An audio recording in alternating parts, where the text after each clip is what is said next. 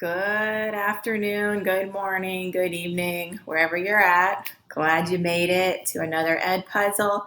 We're going to continue to review some factoring for you, and we're sticking with our trinomials. There's our form, ax squared plus bx plus c. And today we're going to venture into some that are a little bit more challenging, where the value of a is going to be bigger than 1. So last week, every a value was a 1. And that made your factoring a little bit easier. But we're going to still stay with the same concept. So you just need a piece of paper, and you're going to work with me through this Ed puzzle. Directions are always going to be the same. We are going to always factor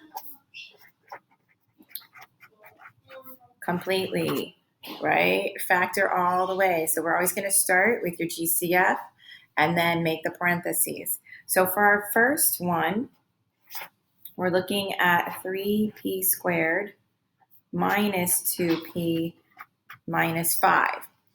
All right, so you'll notice that the leading coefficient is a 3. We're still working with quadratics, and that's what you're going to see from now on, nothing bigger than a squared term.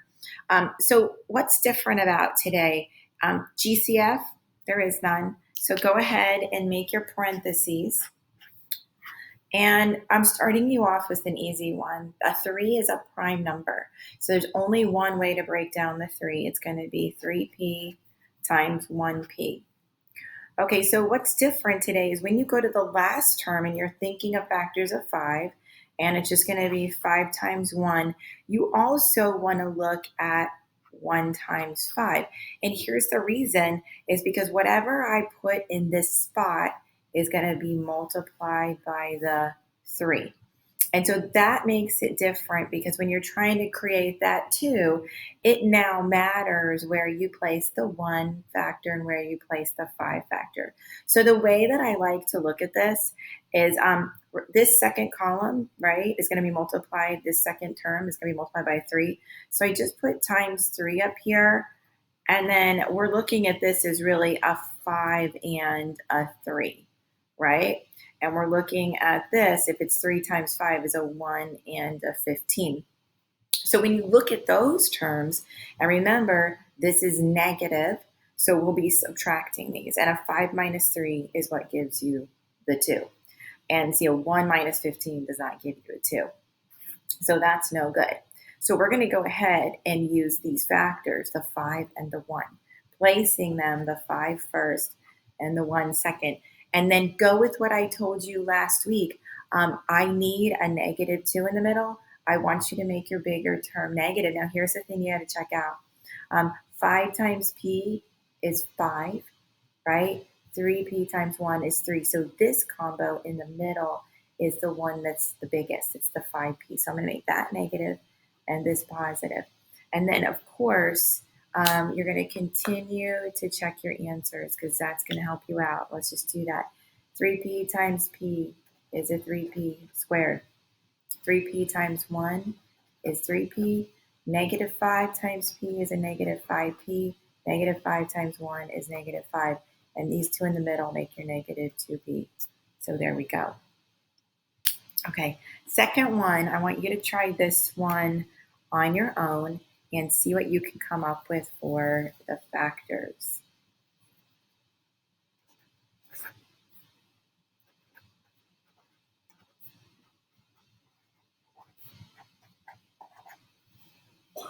All right, give it a shot.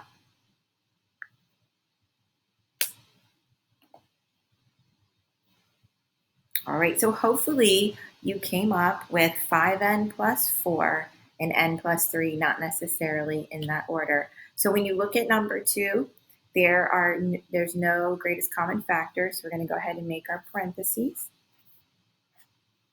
5n squared, it's just going to be a 5n times a 1n. Now the 12, all right? So for the 12, you could do 3 times 4, 4 times 3, 6 times 2, 2 times 1, 12 times 1, or 1 times 12.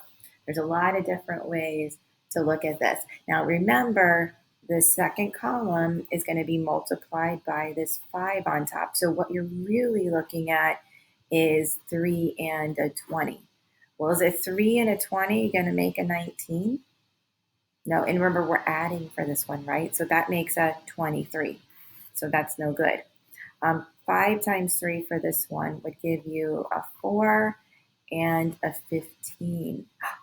Ooh, 4 and 15 makes the 19. So this looks really, really good, right? The 4 and the 3. Now, just you don't have to go through all of them if you get it, but I just want to walk you through it so you can see the other ones don't actually work. For this one, we have the 6, and then 5 times 2 is 10. So we have 6 and 10, and 6 and 10 make 16. That's not good. 5 times 1 gives us a 2 and a 5, and 2 and 5 make a 7. No good. 12 and 5, right? That's 17. Not what we're looking to. And then here, this one's huge. 5 times 12 is 60. So this is 1 and 60. That's a 61. No good. So you can see it's very clear that it has to be the 4 and the 3. Now, this is easy signs, right? Because this is positive and this is positive, which means these are both going to be positive. So this should have been the answer that you submitted. And let's just check it out to make sure that it's working properly. 5n times n, 5n squared. 5n times 3 is 15n. 4 times n, is 4n, and 4 times 3 is 12. And you can see there's your 19n. Bam, all done. Okay, so I'm hoping that you're getting better at these, and yeah, you're going to be doing just a few more. I have 3 more for us to try. So the other thing that you're going to see with some of these problems is a GCF. So let's look at one that has a GCF. Number 3, I have 9k squared plus 66k plus 21. And those are some big numbers. Hopefully when you were looking at and even just writing it, you were thinking of the GCF. So write the GCF down for me. Yeah, all of these are divisible by a 3. So that's our greatest common factor. And don't skip this step. I know some students try to do this all in your head, and that's a terrible idea. Go ahead and factor out the 3. So we'll get 3k squared plus 22k plus 7. My bad. Whoa. All right. And now you're going to go ahead and factor out your trinomial. So I'm going to leave the 3 here and make the double parentheses. You go find the missing factors, please. All right, so for this one, a prime number up in the front, a prime number in the back, that's a 7, and then positive sign. So this one's not that bad. I picked a nice one for you. So 3k squared, you should have chosen 3k times k. And now we have the 7 and the 1. And some of you might get really good at this and not need to do any extra work over here. But until you get there, keep doing the extra work over here. And it's fine. You don't need to erase it. So the way that would look is I've got the 7. So I'm going to do 7 times 1 or 1 times 7. And remember, the second term is going to be multiplied by the 3, right? So this would really be a 7 and a 3, which that makes a 10. And I'm trying to make a 22. So that's no good. And then 3 times 7 gives me a 1 and a 21. And 1 and 21 makes a 22. So this is the way you should have put it in. The 1 and then the 7. All right, and they're both positive. Now, when you check these, you're always going to multiply the 2 parentheses that you just created, those 2 factors. Let's do that first. The 3 is going to hang on the outside. So we'll have 3k times k, 3k times 7, 1 times k, and 1 times 7. All right, so in here are like terms. This is going to give us 3k squared plus 22k plus 7. And then finally, for the final check, you're going to multiply that all through by 3. So is 3 times 3 is 9k squared, 3 times 22k is 66k, and 3 times 7 is 21. There it is. That's what we started with from the beginning. So we know that we have great factors. This is your answer right here. All right, here comes one for you to try on your own. Remember, GCF first. I want you, let's do GCF first, and then I'll let you factor. So number 4, I have 15n squared minus 27n minus 6. So please factor out the GCF first. Right, you should have factored out a 3. 15, 27, and 6 are all divisible by 3. So if I factor out the 3, you should have gotten 5n squared minus 9n minus 2. All right, I'm going to let you finish this and go ahead and find the missing factors for 5n squared minus 9n minus 2.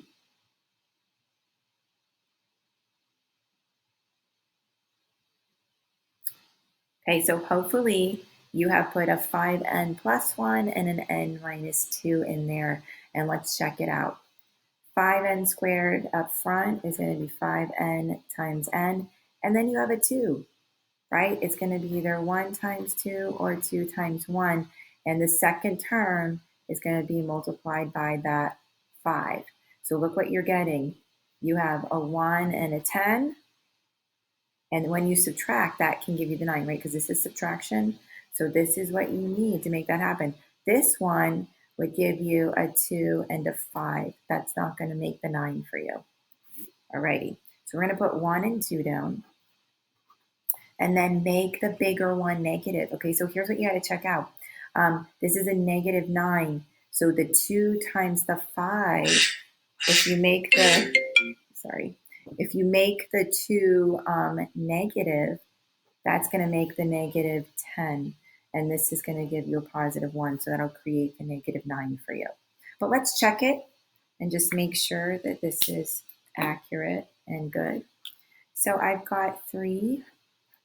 5n times n squared is 5n squared. 5 times negative 2 is negative 10n. 1 times n is positive 1n. And then 1 times negative 2 is negative 2. So before we multiply by the 3, let's just clean up this long polynomial. So we've got 5n squared minus 9n, combining these like terms, minus 2. And then you can multiply and distribute the 3 back through. So we've got 15n squared minus 27n minus 6. Awesome. All right, I'm going to give you one that's a little bit more difficult because I don't want you to have to do difficult ones by yourself. Ooh, excuse me. All right, last one. You're almost done. Number 5. Ooh. 16b squared plus 60b minus 100. I'm going to give you a moment. I want you to try this, but the first thing I want you to do is get the GCF out of there. Okay, so hopefully you found that we were going to take out the 4, right? 16, 60, and 100 are all divisible by 4. So that should have been the GCF. That will give you a 4b squared plus 15b minus a 25. Now, here is the tricky part. When you look at this 4, you could do 4 times 1 or 2 times 2. So on the front end, there is actually, a choice to make. So you could do this one. You could do 4b times b, or it could be 2b times 2b. And this is when things get a little bit more difficult because you have choices, right? We did prime numbers up until now. So what do you have to do? Well, we're going to try them both and see what happens, All right. So now you go to the last term, it's a 25. So you could do 5 times 5 or 25 times 1 or 1 times 25. Now here's what you want to remember. On this one, the second term is going to be multiplied by the 4. All right. Now you're trying to make a 15 in the middle. All right, so let's see what's going to happen with this. With the 15, oh, it's subtraction too, right? It's a negative. So whatever we make, we're going to subtract it. So here, we're getting a 5 and the 20. Oh my goodness, I think I landed on it right away. Because what's 5 minus 20 is, right, 15. So we could put the 5 and the 5 down. Now here's the thing. This is a positive 15. So I want my biggest number to be positive. So they both look like 5s, but remember this 5 is being multiplied by the 4. That's bigger because that makes 20b. So I'm going to make that one positive and this one negative. Now, since we found the answer, let's just walk through the others to see why they don't work, because you're not always going to find the answer on the first little try. So this one would be a 25 into 4. That will not create a 15 when you subtract them. And this one would be a 1, and 4 times 25 is 100. That's not going to work. All right, so now what about the 2 times 2? Well, it's still a 25, right? So it's still 5 times 5, 25 times 1, or 1 times 25. The only difference is that this 2 is going to multiply, right, that last term. So this is getting multiplied by 2, and this 2 will multiply that term. So you're going to get a multiplication by 2 for both of them. So let's see what they create. 5 times 2, this is going to give us a 10 and a 10. That will not make a 15 for us, right? This one will create a 50 and a 2. That's not going to make a 15. And this one, 2 times 1 is 2. 2 times 25 is 50. That won't make a 15. So we found our answer early. And does it always happen that way? No. But this is our answer. And of course, you can go and check it. But I'm going to say goodbye now. Have a great day.